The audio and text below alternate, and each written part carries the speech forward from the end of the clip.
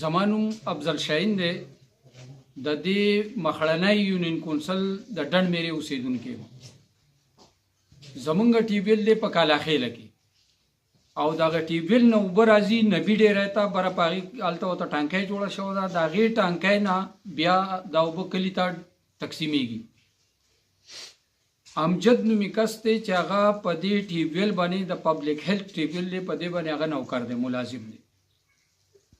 هغه امجد ټلیفون کې د چا د کور خواته چې په نبي ډېری کې دا ټانکی ده هغه سړي ته د هغه نوم ملنګ دی. هغې ملنګ ته فون وکړي چې بهی وال کولاو کا چې موږ امجد ته فون وکړو چې موږ ته اوبه نشته نو هغه موږ ته اوبه کولاو کړي او هغه ملنګ ته فون وکړي چې وال کولاو کا نو ملنګ یا په سواړی کې یا په چغردو کې چې ته دوا لتلی یا خپل نورې غم خادی لتلی. موږ ته د اوبو مشکلات دي. که غم وشي اوس نن دا د باران وریږي خو موږ دا اوبه راوړو په سر باندې راوړو په سوزکو کې راوړو په ډاټسنو کې راوړو درمان راوړو. ډېر انتهایی زیات تکلیف دی راته. موږ اعلی محکمې ته او اعلی افسرانو ته د خپل اواز رسول غواړو چې زموږ د دې اوبو دا مسله دې حل کړی شي. چې موږ ټلیفون وکړو نو موږ ته امجد وایي بجلي نشته. د کوریا ټیوبویل د هغې دپاره بجلي شته. د ډنډ میرې غریب خلک دی په دې وجه بجلي نشته.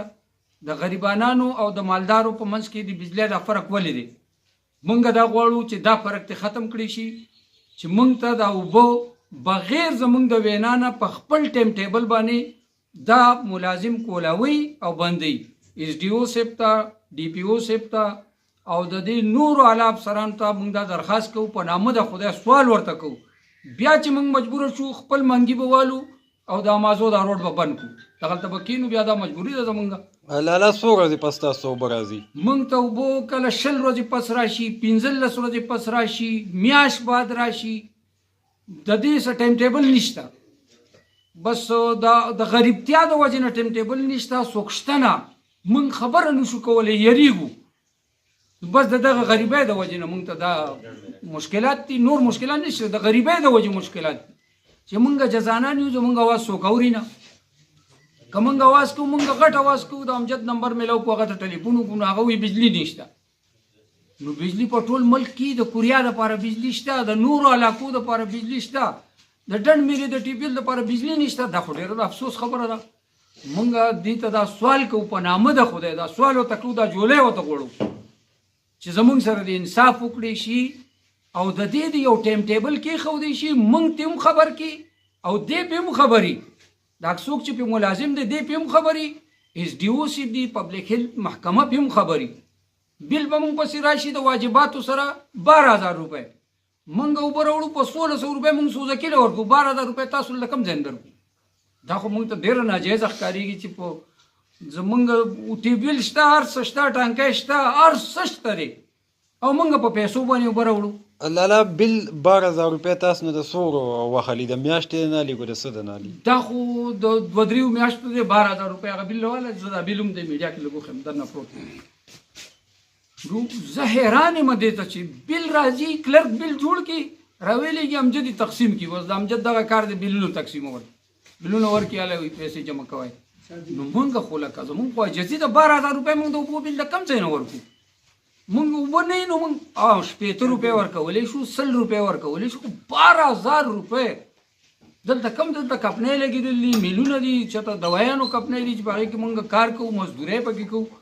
ماښام کور ته راځو موږ په میل کې مزدوري کوو. ماښام راځو میاشت کې تنخواه لو او بلونه ورکوو. دا موږ څه خو 12,000 روپۍ موږ پر ثابته میاشت کې ګټو نه. د دې اوبو باره کې زه څو خبرې د مشرانو ته کوم چې نن زمونږ په کلي کې 2-3 غمونه دي. دې نه مخکې هم څو مسلې چې راغلې موږ دا اوبو په پیسو باندې راوړو.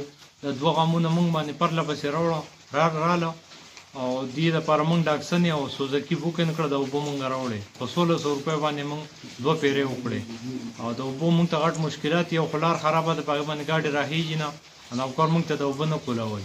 نو تاسو مشرانو ته زما دا خواست دی چې دې باندې چې کوم دی نظر واچي زموږ د تکلیفات لرې کړي موږ نه. دا ستاسو غټه مهرباني مې شکریه. څومره اوبه تاسو راوړئ او څومره خرچه پرې راځي؟ د ورځې څو پیرې کوئ؟ د ورځې موږ به دا په 2م غم دی. په غم کې چې کوم دی روزه موږ یو پیره کوو. 3 ورځې غم یې دا 3 پیرې موږ 3 ورځو کې وکړې. دا بل غم کې موږ بیا 3 پیرې وکړې.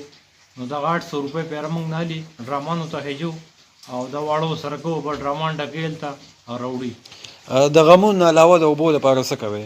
د اوبو د غمونو علاوه خو به دلته کویندې لرې لرې بس ځانه ځي هغه اوبه راوړي یا چې کم دی نو بس دغه کله زیات مشکلات ګرمۍ کې جوړ شي بیا موږ دغه ګاډي کې اوبه پرې راوړو.